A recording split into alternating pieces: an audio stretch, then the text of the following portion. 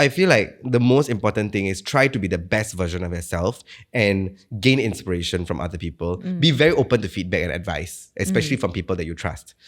Don't just be hypersensitive, because I feel like a lot of people, after hearing your feedback, they're like downtrodden for like 3 days. Like, no, relax, you know, it's not a personal attack.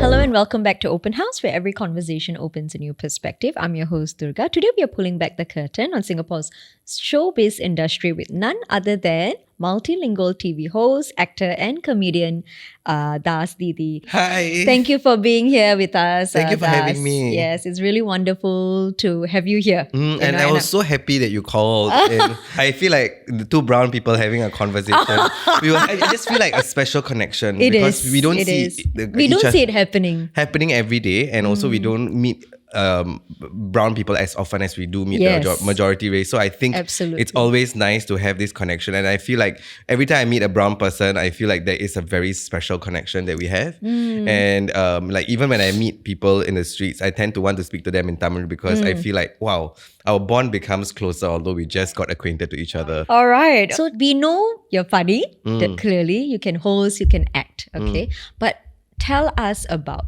you, 𝙩𝙗𝙗. You know, what were you like? You know, what is the real 𝙩𝙗𝙗 like behind social media? Behind social media, as an adult, I think I'm a son to my mom that I do social media content with. But I think I'm a full-time son, and nothing ever takes over that role, especially as we grow older as children, and also as our parents grow older. I think I'm starting to take the lead with a lot of things in the family. And also I'm a friend, and I feel like I have a lot of friends who are not from the industry as well, which I do enjoy, because you know we have so much more to talk about as just regular people. And I'm a citizen of Singapore. I'm very, very proud to be a Singaporean. I know that our country is not perfect, but after traveling everywhere, as soon as I land in Changi Airport, I'm like, I'm home, I love it. That feeling. That feeling. I don't have to look over my shoulder. And as much as I enjoyed my holiday, I'm always happy to be home. I mean, I'm not saying this because like I'm just being patriotic or I just want to say this, but why not? But I don't know. It sounds a bit cheesy if you're like, oh, I love Singapore, but I really do. What can I do about that?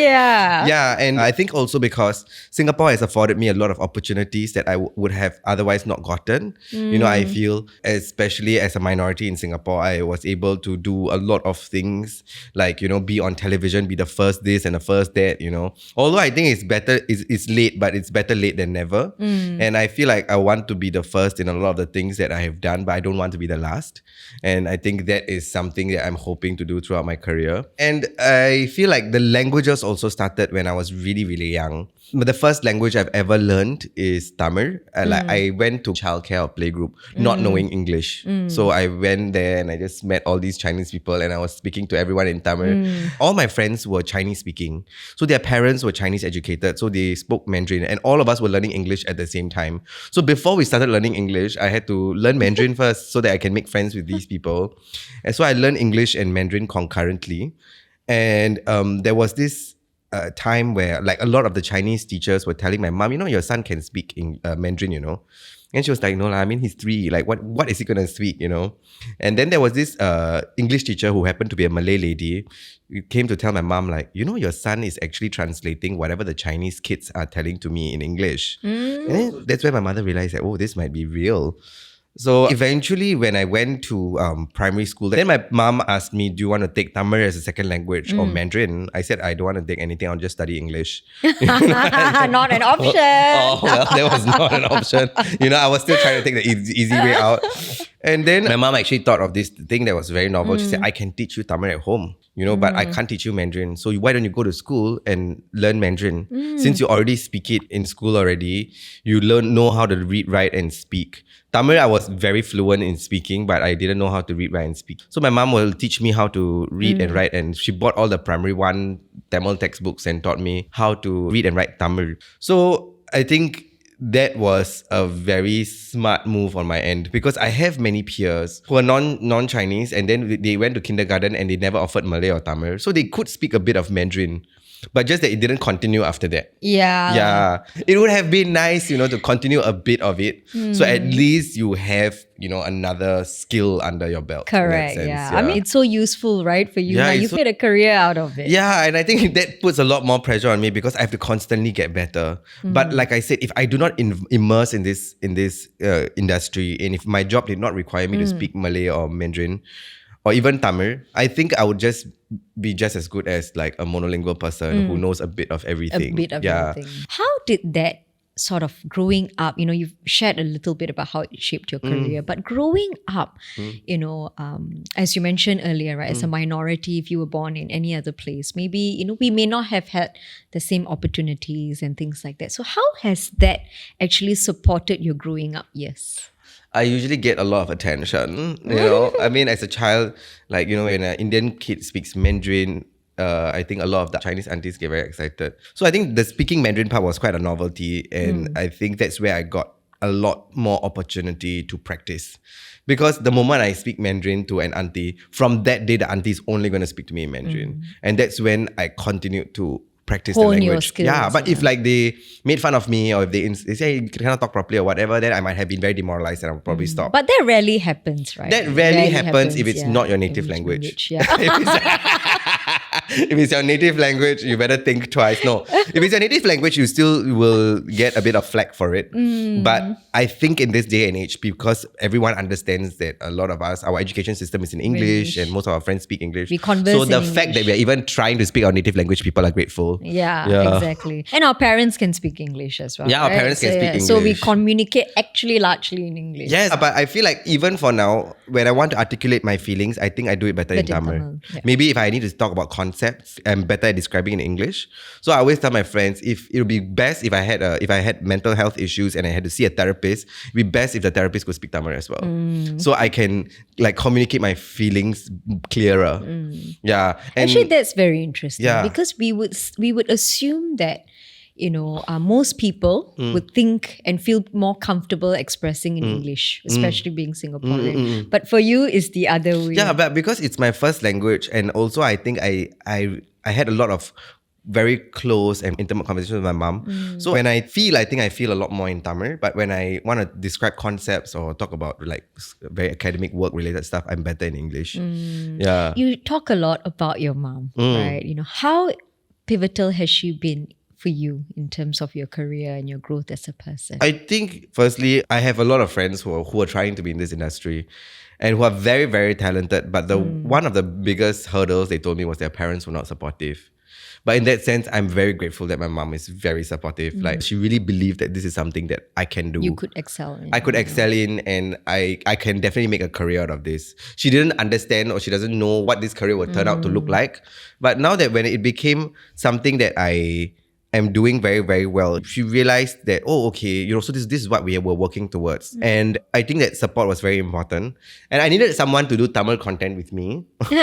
So she came in handy. You guys are very adorable. Yeah, she came in very handy. And also she has a very good command of the language. She's very famous, by the way, my mom, amongst the Indian community. Like every time she goes to the temple or goes to Little India, she gets recognized. And I think at this age of like 60 plus, like she's like, wow, like. Is she retired or? She's still working, but not as hard as she used to because we are all working. We are both working. So, and I think it's also important that she continues to do something as to opposed keep herself active. Have something to talk about, socialize a bit, come back home and tell me, this person did this work, But then if you're sitting at home the whole day, I don't think her brain will be as stimulated. Yeah. Right. Now, were you always a funny kid? I think I wasn't funny at the start. I think I was really quite lame at the start.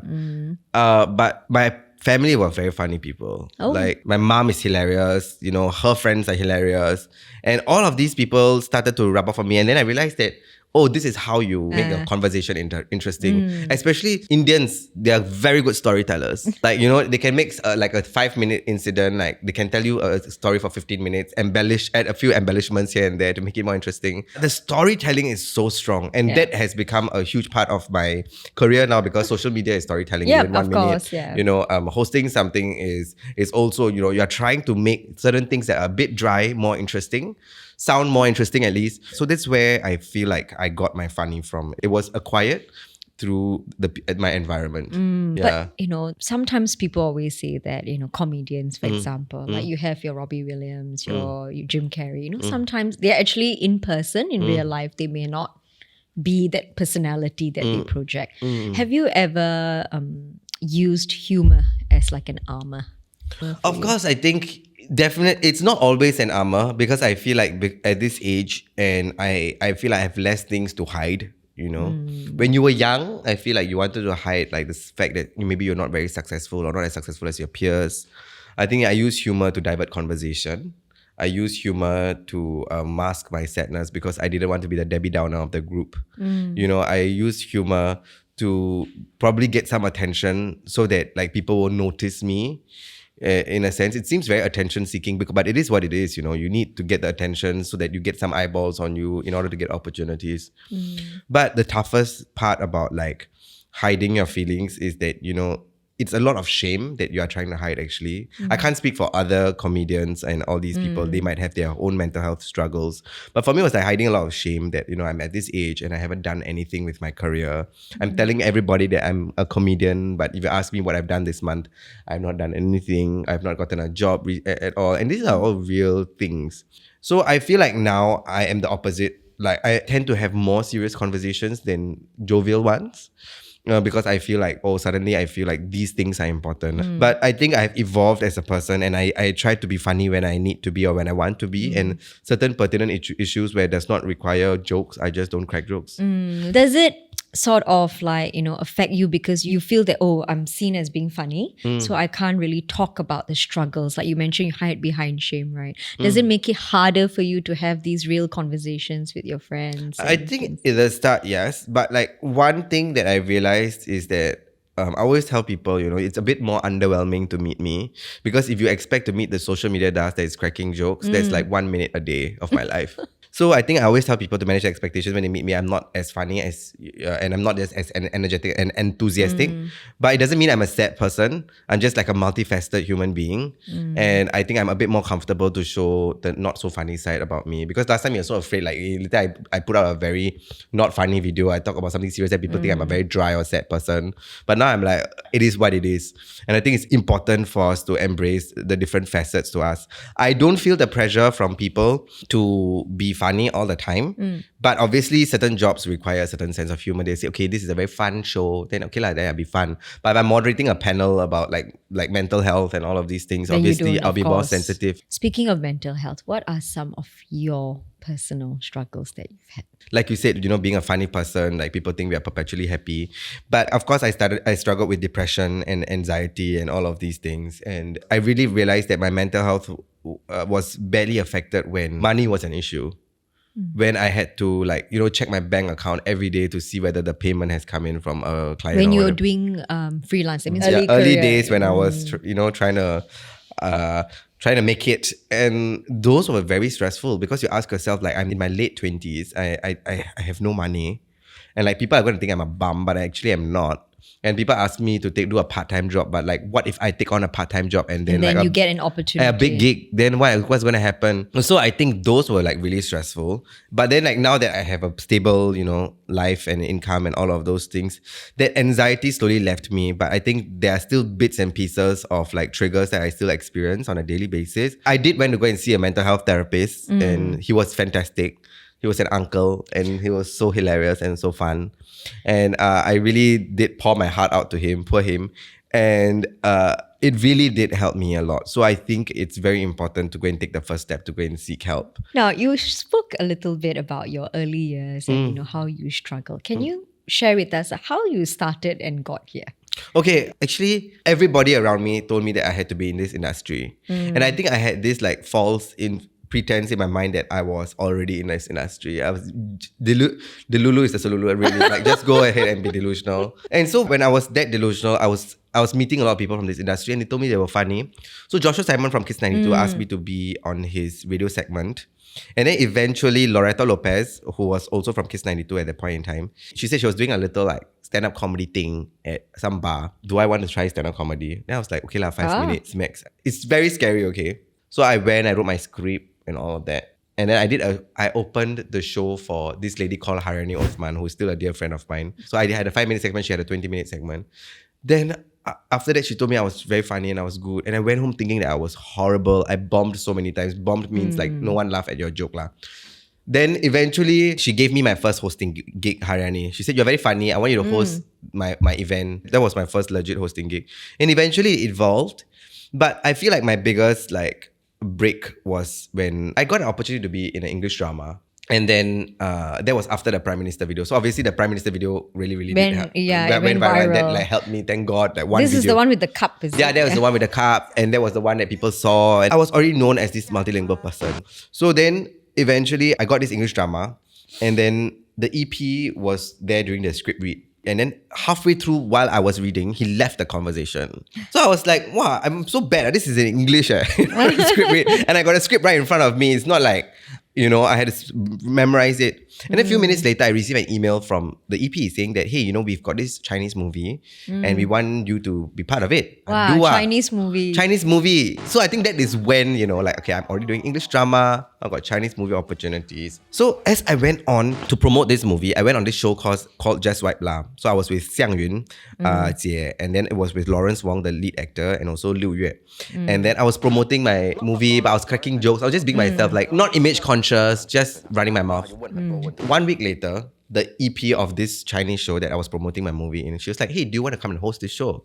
Then I said, sure, let me think about it. Then I hung out the phone and I called my friend. I was like, this woman is crazy. She's asking me to host her show in Chinese. Then my friend was like, are you out of your mind? Like, this is your rice bowl. You are a host. Just take the job and then figure it out later. And you can speak in Mandarin, but I didn't think I was good enough to host a show in Mandarin, right? So I started doing 𝙩𝙗𝙚𝙧𝙚 and I started getting a lot of opportunities from MediaCorp. And as I was hosting 𝙩𝙗𝙚𝙧𝙚, that's when I got nominated for Star Wars for 𝙩𝙗𝙚𝙧𝙚. And then I won. So as when I gave my speech, I was like, I feel like you guys are so brave for giving me this opportunity. Honestly, if I were you, I would have given me this opportunity. Because I think it's also like a lot of people taking chances on you. Yeah. Like when you get an opportunity, it's not just an opportunity for yourself. It's an opportunity for someone else to work with you. And believe in you. And they are taking a chance as well. Because if you fumble or you screw up, they have to answer to someone. So I think I was very grateful and I still am very grateful for the opportunity to host 𝙩𝙗𝙚𝙧𝙚. And also I'm so grateful for the opportunities that came my way.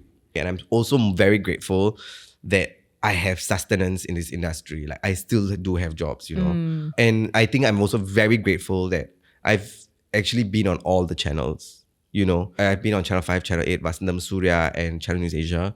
And I also was performing in these respective channels, in those channels' language. I wasn't speaking English in Tamil or Vasantham, or I wasn't speaking Mandarin in You're speaking Surya. the respective language. Yeah, so respective language. So I think that is something that I feel was something that I've always hoped to do. I just didn't know how to get there. Have you ever, at any point in that time, felt like giving up? Giving up? No. Like when you look at your bank account and you're like, but giving up was not an option because I've already invested 4 years trying to do this. Prior to even getting into, what were you doing? I was trying to do YouTube. I was trying to host small community events. I was just trying, and the trying itself was the most exhausting thing. Whenever people ask me how long I've been doing this, a lot of people think that I did this 1 year before I won Star Wars. But in my mind, I've done this 8 years. So I always say how long have you been doing this industry? I've been in this industry successfully for 3 years. And then 5 years was not successful, but I will still add it to my count because that is my career. I tried. Yes, if that 5 years was not there, you wouldn't have gotten your last 3 years. I feel I could have gotten it earlier. I think that 5 years was a bit too long for me to wait. But then there are so talented people who barely started their career at 40. So I think I look to these people to console myself. But I just feel the wait was a bit too long. Whoever, if it's God or the universe who made me wait for so long, no need lah. Just let me start a bit earlier. But I wouldn't say the wait was worth its while because I wish it was shorter. Sure. But I did learn a lot of things along the way. What was the biggest lesson? Relationships. Yeah, relationships. Making relationships. Knowing people. There's this saying that says, you do not know when luck is going to strike. But before that luck strikes, you need to expand your luck surface area. By that, I mean, I need to meet more people. That is a surface area in that luck space. Upskilling, improving, making connections, reading up, learning about your craft. So when your luck strikes, then you're ready. You are ready. Yeah. As opposed to when your luck strikes, then you're like, I didn't know it was going to be so tough. That kind of thing. How would you describe, every comedian, they will have like different styles, for example, right? How would you describe yours and how do you come up with the material? Because you know what? I feel most people will think that comedy it's quite organic. Like you have to be talented to. Not everyone has good comedic timing, right? But how do you come up with the material and how do you sit there and like, okay, I'm going to talk about this today or I'm going to do this skit today? Honestly, I don't have a structure or like a template for it. I do get inspiration from other creators. Like I see what they do, then I can do this. So in getting inspired by a lot of people, obviously with not infringing on their copyright and also their material. I mean, it's okay to get inspiration. That's usually when you're burnt out. And how do you stay authentic as thus and still, project this character? Firstly, I never ever tried to be anybody else in the first place. I always never look to another creator and say, I want to be him. That person, yeah. Like I always tell, like in our company, we have many, creative, very successful creators like Zaki and Shafika and Eating and all these other people. I always look to them as inspiration, but I never ever want to be them. So I feel like the most important thing is try to be the best version of yourself and gain inspiration from other people. Be very open to feedback and advice, especially from people that you trust. Don't just be hypersensitive, because I feel like a lot of people, after hearing your feedback, they're like downtrodden for like 3 days. Like, no, relax, it's not a personal attack. Yeah. It's for growth. Take it as feedback. Yeah, take it as feedback lah. But I mean, of course, if I don't really like the way the feedback is delivered, I'll still tell them. Like, I think, if you want to give a feedback, you need to figure out how you want to deliver it, because it's not about what you say, it's about how you say it as well. Like now, I can give feedback. I can tell people how to say things. Last time, I don't dare lah. Like whatever you say, I just say, okay lah, I'm so sorry, go home and cry lah. But now I'll be a bit more like, You know your boundaries now. Like but it's so sad that you can only set your boundaries after you have reached a certain status in your life. Yeah. Like I wish I could like say certain things to certain people when they were like just when you first started. When I first started, but you felt like you had no voice and you weren't allowed to have a conversation. And the worst thing is you don't want to lose that opportunity. Correct. Or like break burn that bridge, right? I think if you want this to be a long-term working relationship, we need to start figuring out how to communicate. Now, looking back at all the work that you have done, which one are you the most proud of? Oh yeah, actually, the work that I'm the most proud of is something that I did before I became a bit more known in Singapore. There was this thing called the 15 Shorts. So there were 15 short films, and I was in one short film talking about this migrant worker, and I played this migrant worker. This migrant worker was actually brought into Singapore illegally, and he was working illegally in Singapore. He didn't even know that he was working illegally because of the fact that people cheated him. And one day he fell off a crane. Oh. And his boss didn't want to send him to the hospital because the boss would This is a true story. True Singaporean I story. think I read it somewhere. This boss didn't want to get him medical attention because the boss will get implicated for harboring an illegal worker. So the boss actually took him and threw him in the forest to literally just die. But then there were a few reservist men who were like patrolling the area. They found him and they rescued him. And eventually, this made news, and then a lot of Singaporeans donated money to him. He was paraplegic, so he lost his ability to walk. And I played the role of this person, and that will always be my favorite role, because I feel I tried to, represent someone who probably we constantly forget about our migrant workers. COVID was a huge example of us completely forgetting that they existed until our numbers went up. And then we were like, why? Oh yeah, we have migrant workers who are living in dormitories. And then this is something that I feel very passionate about, which is our migrant workers. So if I feel like I've done something to, I guess, create more awareness on what our migrant workers went through, I'll feel like that is my favorite role of all time. This role was called Alibaba. And at that point in time, I cannot cry on cue yet. But I felt so much for my character that I was able to cry on cue. Yeah. I mean, it's a sad story. It's a sad frustrating story. I feel like so unnecessarily privileged to the point that I didn't even know of this story because I was sheltered and I had everything going on for me. But there are people living in our very country that are going through this, that went through this. So I think every time I meet a migrant worker, I feel like closer to them in a sense because I played them for 2 days. So I feel, okay, let's just try to have more empathy. You understand why they're coming out to have fun. You understand why on weekends they're spending so much time in Little India because that's where they can meet their friends. That's where they won't be seen as a nuisance. That's their community. There's their community. And like we have like Singapore, we can go anywhere. But for them, that's their the only enclave. Yeah. So I think that the empathy for migrant workers needs to increase a lot. And without them, we won't have what? Yeah, first world country, what? Like without our migrant we won't workers, have our buildings, our roads, nothing. Yeah. Our MRTs. Yes. So I think that is my favorite role of all time. Right. Now, you've made history, right? At the Star Awards, right? You're the first non-Chinese. First Indian. First Indian. Because I don't know, maybe other people got Eurasian or mixed blood. So I think it's better to say Indian. First Indian in their 28-year history, I would say, right? Did you think that you were going to win like that day, or did you already know? Or did I think I would win? Yes, lah.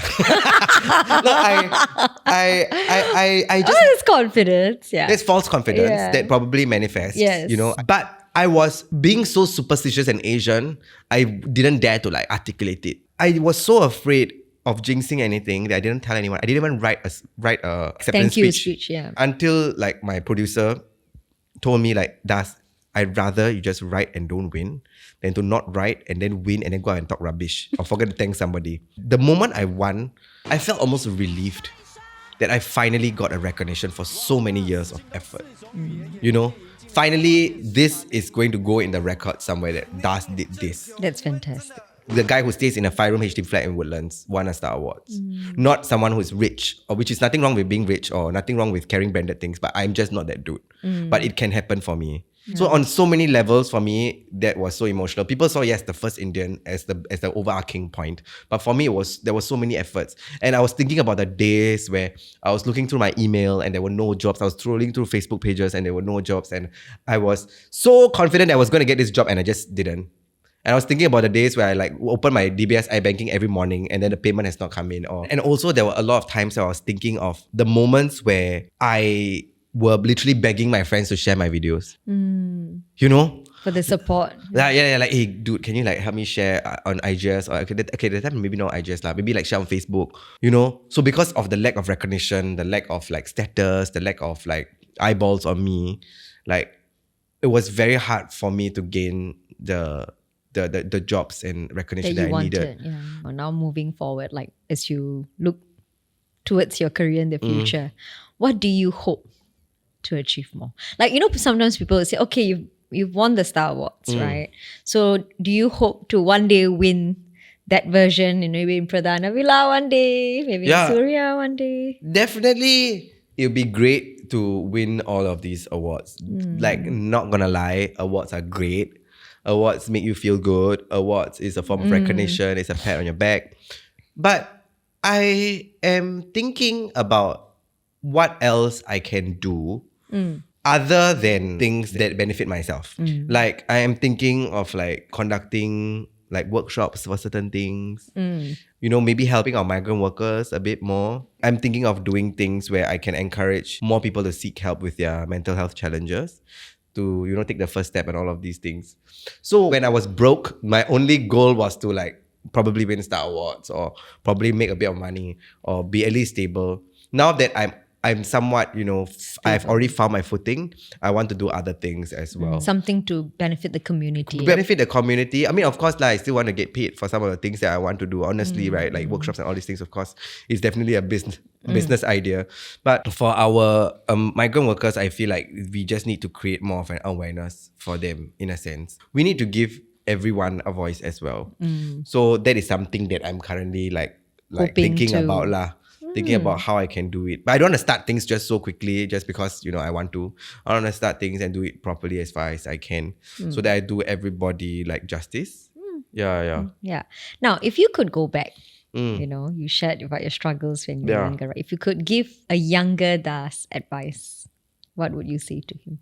To be a bit more patient. If I knew that April 9, 2023, that date I was going to win Star Awards, right? I would tell the younger Das that this date it will happen, so chill.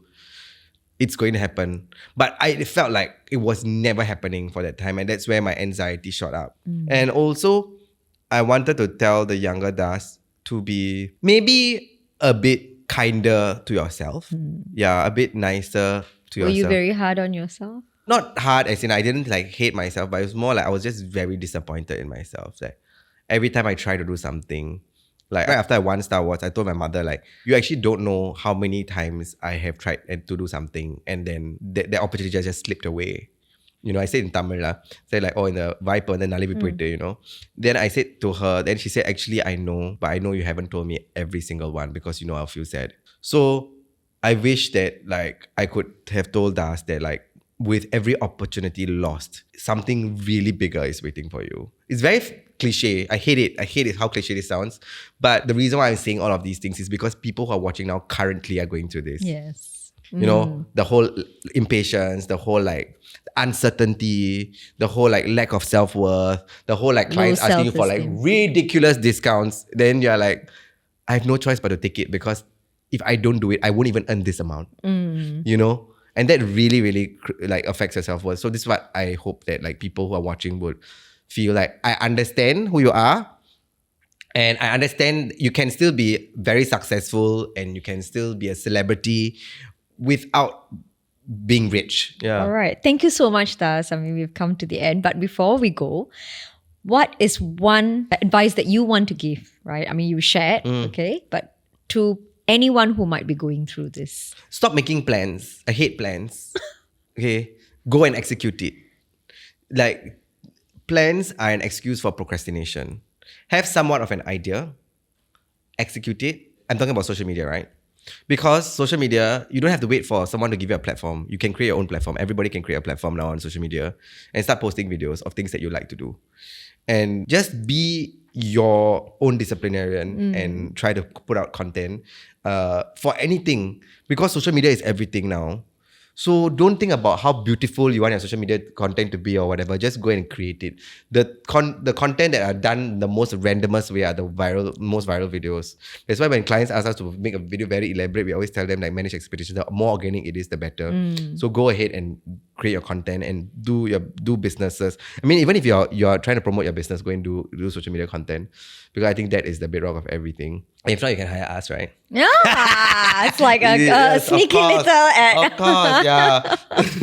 Yeah, but I'm honestly quite like happy to speak to you, and I'm happy to have like, because tomorrow I'm giving a TED talk, right? I was a bit nervous about it, but I feel like today was my warm up with you. Wow, fantastic. Yeah. And speaking of your TED talk, you mentioned that you're going to talk about bilingualism. I mean, could you share a little bit about? Sure. Yeah. I feel like there is a decline in bilingualism, and we know that. You know, in our parents' time, our parents speak their mother tongue at home, go out, they speak to their neighbors in Malay.